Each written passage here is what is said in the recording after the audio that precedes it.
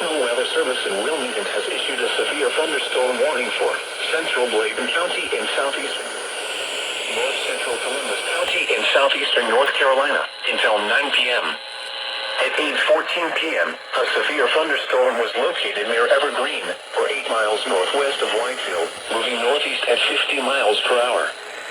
Hazard, 60 miles per hour wind gusts and quarter-size hail. Source, radar indicated. Impact, minor hail damage to vehicles is possible. Expect wind damage to trees and power lines.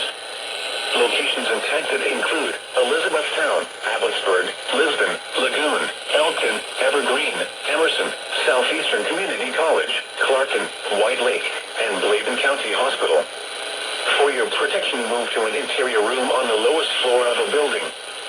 Please send your reports of hail or wind damage, including trees or large limbs down, by calling the National Weather Service office in Wilmington at 1-800-697-3901.